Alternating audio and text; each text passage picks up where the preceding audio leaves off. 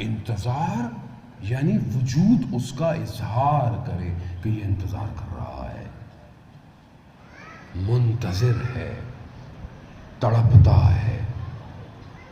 ایسا ہے یہ، تڑپتے ہیں لوگ. جسے عشق ہو جائے وہ تڑپتا ہے، اسی سمجھ نہیں آتا. وہ کہتا ہے کسی طریقے سے میں ایک نگاہ کر لوں، ایک نگاہ کر لوں، ایک نگاہ مل جائے. ایک تبریز کا شخص تھا جس کے اولاد نہیں تھی، بہت کوشش کی، ہر جگہ زیارت پہ گیا، سب کر لیا، پیسے والا شخص تھا مگر نہیں. بہت دعائیں کی تو بہرحال مکاشفہ ہوا. شخص آئے، وہ امام اس کے اندر انہوں نے اس کو سرن بیان نہیں کیا. بہرحال مکاشفہ ہوا، کہا کہ فلانے شہر جاؤ، ایک اس چادروں تلائیوں کو سینے والا ایک شخص ہے، اس کے پاس جاؤ. اب یہ اہواز کی طرف گیا، ڈھونڈا ڈھونڈا، بڑی مشکل سے، چھوٹی سی دکان ہے، ایک بندہ ہے جو یہ کام کرتا ہے. جیسے ہی اس شخص نے اس کو اندر آتے ہوئے دیکھا، اس کے نام سے پکارا، کہا جاؤ تمہاری حاجت پوری ہوگی. اب یہ عجیب سا ہو گیا، کہا یہ جانتا نہیں ہے مجھے، میں نے اس کو کبھی زندگی میں دیکھا نہیں اور اتنا دور، اور اس کو یہ بھی پتا ہے کہ میں اس کے پاس حاجت کے لیے آیا ہوں. کہہ رہا حاجت پوری ہو گئی.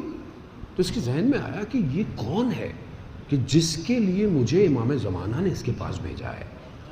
اس کو ہوا کہ یہ کیا ہے، یہ کس طرح اس مقام پہ پہنچا. اب یہ مقامات ہیں عزیزان محترم، لوگوں کو عطا ہوئے ہیں، خدا نے یہ مقام عطا کیے ہیں لوگوں کو، دروازے بند نہیں ہوئے ہیں علم کے. تو اس سے کہا کہ آپ مجھے اجازت دیں، میں رات آپ کے ساتھ گزاروں. کہاں رہو. اب یہ دیکھتا رہا کہ دن میں کیا ایسا کام کرتا ہے کہ جسے یہ دیکھا، وہ اپنے کاموں میں لگ رہا ہے. رات ہوئی، ایک دسترخوان بچھایا، روٹی دہی کا. کہا کہ آپ بہت امیر آدمی ہیں لیکن میرا دسترخوان یہی ہے. اس نے کہا نہیں. اس نے کہا اس سے لذیذ ترین کھانا میں نے کبھی کھایا بھی نہیں. تو اس نے کہا کہ مجھے آپ یہ بتائیں کہ آپ کو یہ مقام کیسے ملا. اس نے بولا یہ کوئی پوچھنے کی بات ہے، آپ کا کام ہو گیا، آپ جائیے. کہا دیکھیں مہمان ہوں، مہمان کا کچھ تو حق ہوتا ہے، اس حق کے واسطے مجھے بتا دیں. تو کہا میں بتاؤں گا لیکن شرط یہ کہ تو میرے شہر میں تم نے کسی کو نہیں بتانا، حتیٰ جب تک میں زندہ ہوں، یہ میں راز ہے.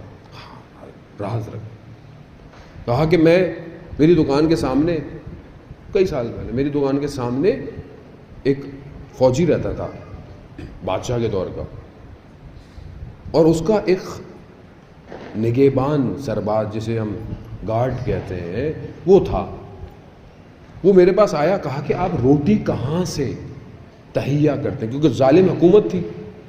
تو کہا میں خود جو لے کر آتا ہوں، پیسواتا ہوں، آٹا بناتا ہوں اور خود اپنی روٹی کھاتا ہوں. تو کہا آپ میرے لیے بھی ایک بوری لے آئیں گے اور مجھے روٹی دیں، کیونکہ وہ تو ظالم ہے اور اس ظالم کا لقمہ میں نہیں کھانا چاہتا. یعنی ایک لقمہ حرام سے اپنے آپ کو بچانا ضروری ہے امام تک پہنچنے کے لیے. تو کہا وہ آتا رہا روٹی لے کے چلا جاتا تھا. نہیں آیا کچھ دن، میں پریشان ہوا، میں نے ڈھونڈا، دیکھا مسجد میں لیٹا ہوا ہے. اور میں گیا تو کہا کیا ہوا. کہا بس میرا وقت پورا ہو گیا، میں آج رات کو میرا انتقال ہو جائے گا.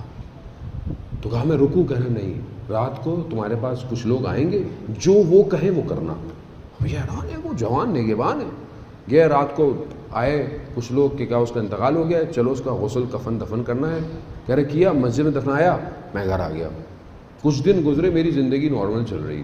اچانک سے ان دو میں سے ایک شخص آیا رات کو، کہا تمہیں آقا نے بلایا ہے. اب مجھے پتہ ہی، میں چلتا گیا، وہ ریگستان ہے. کہہ رہے مگر میں نے وہاں کبھی اس طرح روشنی دیکھی نہیں. چاند کی آخری تاریخیں روشن، سرسبز. یہ والا تو حصہ میں نے کبھی دیکھا نہیں ساری زندگی. چلتے چلتے دیکھا کچھ لوگ کھڑے ہوئے ہیں، ان میں ایک شخصیت بڑے مقام کی ہے، وہ امام ہے، اور جو کہہ رہے ہیں کہ اس کو اس نگہبان کی جو نوکری ہے وہ دے دو. اب یہ پریشان ہوگا کہ میں وہ نگہبان بن جاؤں گا. کہا نہیں میں کیسے وہ کر سکتا ہوں. کہتا ہے نہیں، اس کی جو ڈیوٹی تھی وہ ڈیوٹی اس کو دے دو. وہ ابدال تھا.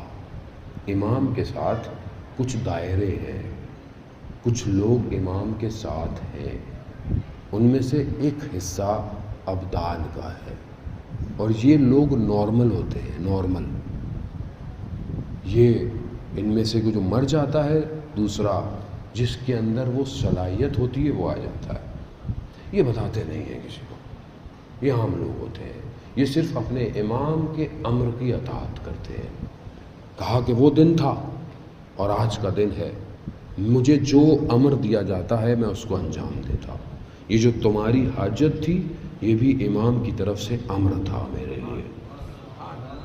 عزیزان